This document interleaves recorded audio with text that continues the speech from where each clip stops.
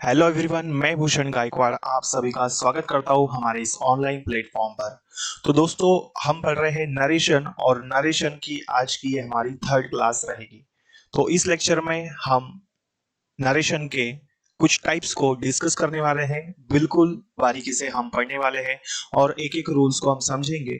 तो चलिए शुरू करते हैं।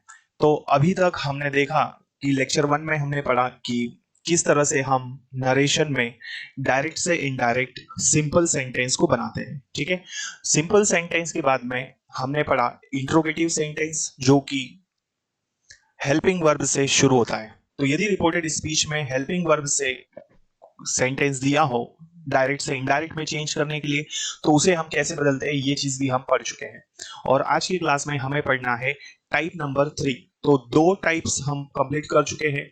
ठीक है, तो सेकंड आज जो हमारा है थर्ड टाइप रहेगा। तो टाइप नंबर 3 हम पढ़ने वाले हैं। तो देखिएगा और समझिएगा, सारे कॉन्सेप्ट्स आपके इस लेक्चर में क्लियर हो जाएंगे। तो चलिए शुरू करते हैं। देखिए, तो टाइप 3 हम पढ़ेंगे, उसके बाद हम टाइप 4 और टाइप 5 को भी यहां पर डील करने वाले हैं इस लेक्चर में। समझिए,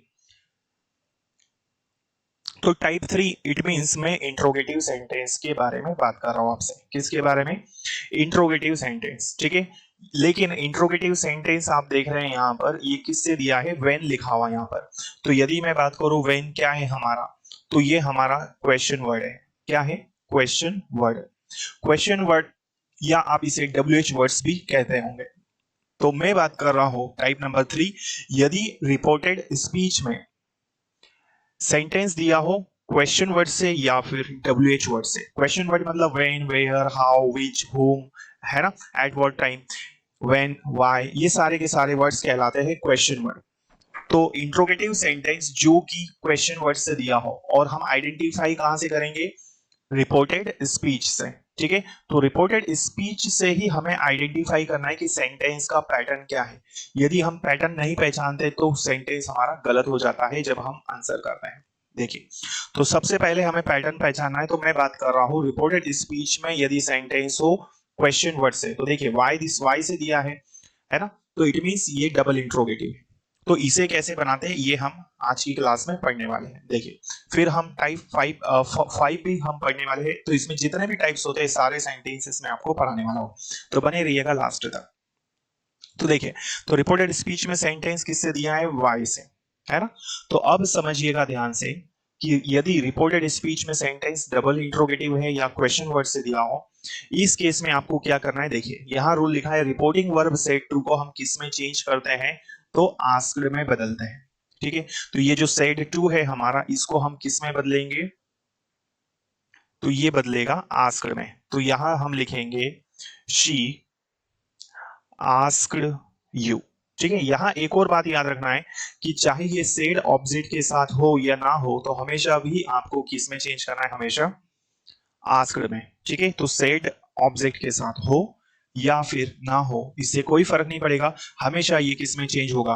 तो ये चेंज होगा आस्क्ड में। ठीक है, चलिए दूसरी बात हमें क्या सीखनी है कि देखिए, आगे बोला बदलते हैं और बीच वाला कॉमा हटा देते हैं। ठीक है, तो ये जो बीच वाला कॉमा है यहाँ पर रिपोर्टिंग वर्ब और रिपोर्टेड स्पीच के दोनों के मिडिल में जो यूज हुआ है कॉमा, उसे हम हटा देते हैं, है ना। और उसकी जगह पर हम कुछ भी नहीं लगाते। ध्यान से समझिए क्या कहा मैंने। रिपोर्टिंग वर्ब से टू को आस्क्ड में चेंज करेंगे, चाहे वो सब ऑब्जेक्ट के साथ हो या फिर ना हो। ठीक है, और बीच वाला कॉमा हटाकर हम यहां पर कुछ नहीं लगाते, और हम क्या करते हैं? जो भी क्वेश्चन वर्ड हमें दिया हो, अभी हमारे पास क्या दिया है?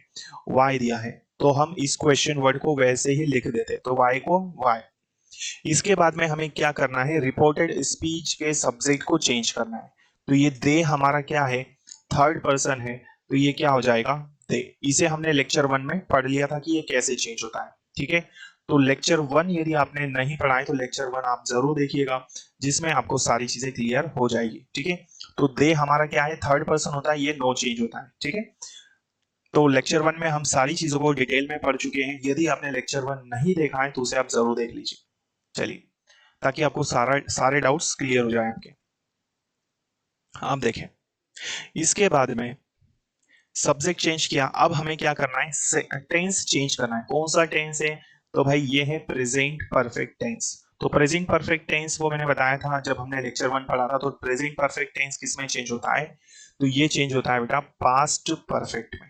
ठीक है, तो इसे हम चेंज कर देंगे। तो सब्जेक्ट बदलने के बाद में हमें टेंस को चेंज करना है।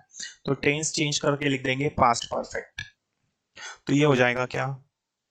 दे had come to Mumbai. They had come to Mumbai, full stop. ये क्वेश्चन मार्क हटा देंगे और उसकी जगह हमें फुल स्टॉप लगाना है। ठीक है, तो देख रहे हैं आप पहले ये सेंटेंस यदि हम देखें कि have they come to Mumbai, ये इंट्रोगेटिव था, लेकिन जब हमने इसको देखा तो सब्जेक्ट बदलकर सिंपल में चेंज करके हमने लिख दिया। तो इसको आपको अच्छे से समझना है कि यदि रिपोर्टेड स्पीच में सेंटेंस दिया हो जो कि क्या हो, क्वेश्चन वर्ड से दिया हो, है ना, या WH वर्ड से दिया हो, तो इस केस में आप क्या करेंगे? रिपोर्टेड स्पीच रिपोर्टिंग वर्ब के सेड टू को आस्क्ड में बदलेंगे। बीच वाला कॉमा हटाकर कोई भी कनेक्टर का यूज हम नहीं करते हैं। जो भी क्वेश्चन वर्ड दिया हो उसे वैसे ही लिखेंगे और सब्जेक्ट बदलकर टेंस चेंज कर देंगे और क्वेश्चन मार्क हटा के हमको फुल स्टॉप यूज करना है। ठीक है, आइए एक और एग्जांपल हम ले लेते हैं। देखें, तो सबसे पहले हमने पैटर्न पहचाना और इसको हम अब बनाने की कोशिश करते हैं। देखें, तो सेड टू दिया है, किसके साथ है? ऑब्जेक्ट के साथ। तो इससे हमें कोई भी फर्क नहीं पड़ेगा। तो ये बनेगा क्या? He asked them. बीच वाला कॉमा हटा देंगे ये वाला और इसकी जगह कुछ नहीं लगाते। क्वेश्चन वर्ड को वैसे ही लिख देंगे, ये हमने लिख दिया व्हेन। इसके बाद सब्जेक्ट बदलेंगे रिपोर्टेड स्पीच का। तो यू किसके हिसाब से बदलेगा? ऑब्जेक्ट के हिसाब से। ऑब्जेक्ट में क्या दिया है? रिपोर्टिंग वर्ब का ऑब्जेक्ट देम है, तो ये सब्जेक्टिव केस में आएगा तो दे बनेगा। इसके बाद हम टेंस चेंज कर देंगे। ये कौन सा टेंस है? तो भाई ये प्रेजेंट इंडेफिनिट है। पास्ट इंडेफिनिट में बनाएंगे तो ये क्या हो जाएगा? टुक और टी। क्वेश्चन मार्क हटा के फुल स्टॉप हम लगा देंगे। तो ये क्या बनेगा? He asked them when they took tea। Clear है यहाँ तक? आई होप ये चीज आप समझ चुके होंगे। तो ये हमने पढ़ा इंट्रोगेटिव सेंटेंस जो कि क्वेश्चन वर्ड से दिया हो।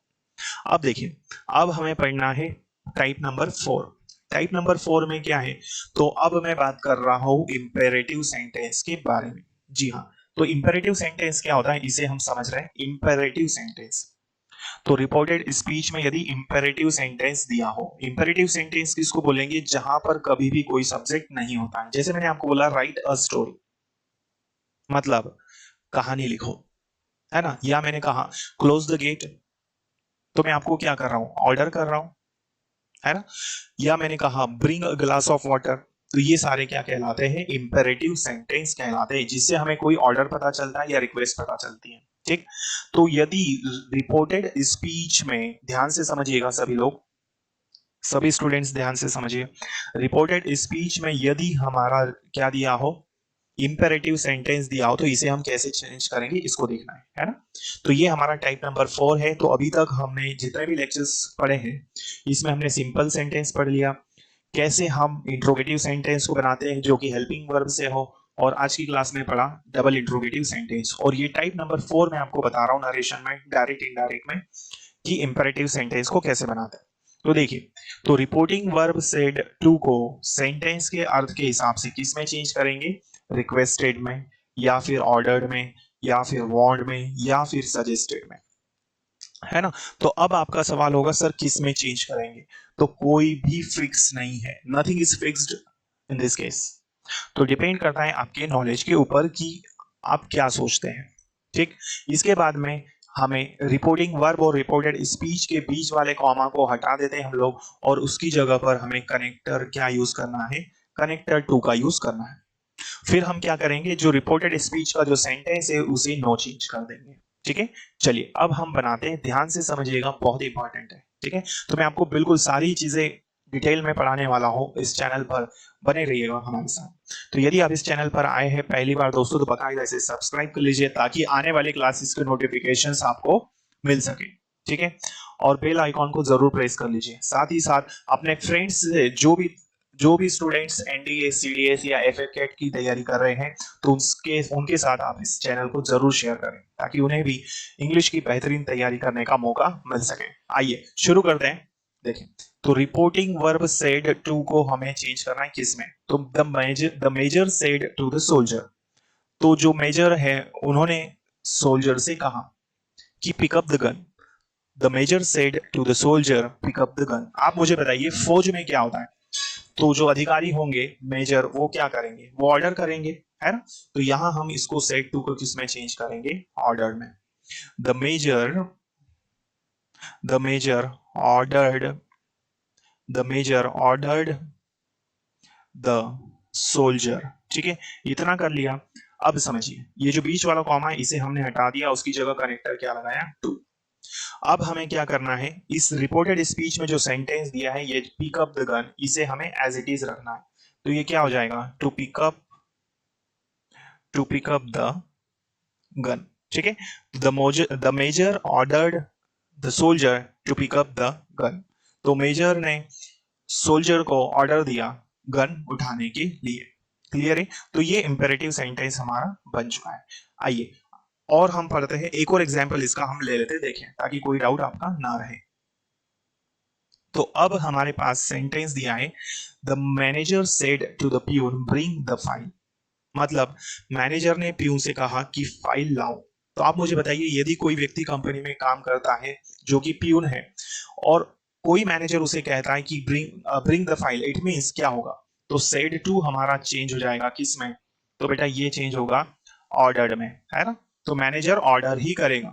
तो द मैनेजर प्रोफेशनल लेवल पर ऑर्डर होगा। The manager ordered the peon, है ना? फिर इसके बाद में बीच वाला कॉमा हटा के हमें टू लगाना है और द ब्रिंग द फाइल ये एज इट इज रहेगा, to bring the file. Clear? और ये फुल स्टॉप। यहां तक चीजें क्लियर है? आई होप ये सारी चीजें आपको समझ में आ चुकी होगी। तो ये इंपेरेटिव में सिंपल सेंटेंस मैंने आपको बताया है। क्या बताया है? इंपेरेटिव में सिंपल पैटर्न बताया है ना? जैसे हमने बोला ब्रिंग द फाइल, तो हम सिर्फ हाँ कह रहे हैं कि हाँ भैया फाइल लेके आओ, लेकिन हम ये नहीं कह रहे कि do not bring the file. Clear? यहाँ हो गई बात यहां तक? ठीक है। अब इसके बाद नेगेटिव सेंटेंस भी होता है इंपेरेटिव में, जिसे हम आने वाली क्लासेस में पढ़ेंगे। ठीक, तो आई होप आपको ये चीजें समझ में आ चुकी होगी। ठीक है दोस्तों, तो हम फिर मिलेंगे अगली क्लास में। तब तक के लिए जय हिंद, जय भारत। यदि आप इस चैनल पर पहली बार आए हैं तो इसे सब्सक्राइब कर लीजिए ताकि आने वाले क्लासेस के नोटिफिकेशंस आपको मिल सके और आपकी इंग्लिश की तैयारी बेहतरीन तरीके से हो सके। ठीक है, और साथ ही साथ सभी स्टूडेंट्स से जरूर आप शेयर करें ताकि उनकी भी तैयारी बेस्ट हो सके।